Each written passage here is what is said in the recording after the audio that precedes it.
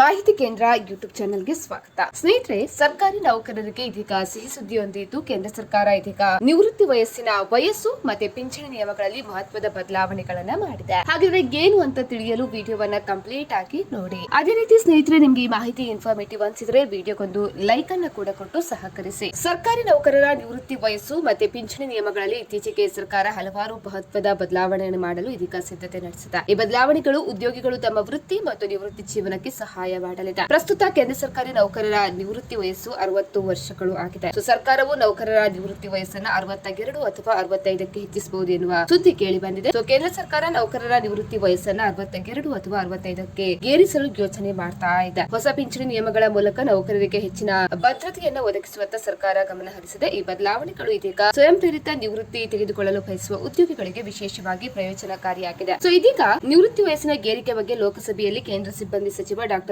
ಜಿತೇಂದ್ರ ಸಿಂಗ್ ಸ್ಪಷ್ಟ ಮಾಹಿತಿ ನೀಡಿದ್ದಾರೆ. ಸರ್ಕಾರವು ಅಂತಹ ಯಾವುದೇ ಪ್ರಸ್ತಾಪವನ್ನು ಹೊಂದಿಲ್ಲ ಅಂತ ಹೇಳಿ ಅವರು ಈ ಬಗ್ಗೆ ಸ್ಪಷ್ಟಪಡಿಸಿದ್ದಾರೆ. ಆದರೆ ನಿವೃತ್ತಿಯಲ್ಲಿಯೂ ವಿಭಿನ್ನ ನಿಯಮಗಳನ್ನ ಮಾಡಲಾಗಿದೆ. ಉದಾಹರಣೆಗೆ ವೈದ್ಯರ ನಿವೃತ್ತಿ ವಯಸ್ಸು 62. ಅವರು ತಮ್ಮ ಪರಿಣಿತಿಯ ಆಧಾರದ ಮೇಲೆ ಬೋಧನೆ, ರೋಗಿಗಳ ಆರೈಕೆ ಅಥವಾ ಆರೋಗ್ಯ ಕಾರ್ಯಕ್ರಮಗಳನ್ನು ಮುಂದುವರಿಸಲು ಬಯಸಿದ್ರೆ ಅವರು 65 ವರ್ಷಗಳವರೆಗೆ ಸೇವೆ ಸಲ್ಲಿಸುವ ಆಯ್ಕೆಯನ್ನು ಹೊಂದಿರ್ತಾರೆ ಅಂತ ಹೇಳಿ ಸ್ಪಷ್ಟಪಡಿಸಿದ್ದಾರೆ. ಸ್ನೇಹಿತರೆ, ಈ ಬಗ್ಗೆ ನಿಮ್ಮ ಅನಿಸಿಕೆಯನ್ನು ನಮಗೆ ಕಮೆಂಟ್ ಮಾಡಿ ತಿಳಿಸಿ. ಅದೇ ರೀತಿ ಮತ್ತಷ್ಟು ಅಪ್ಡೇಟ್ಗಾಗಿ ನಮ್ಮ ಚಾನೆಲ್ ಅನ್ನ ನೀವು ಸಬ್ಸ್ಕ್ರೈಬ್ ಕೂಡ ಮಾಡ್ಕೊಳ್ಳಿ.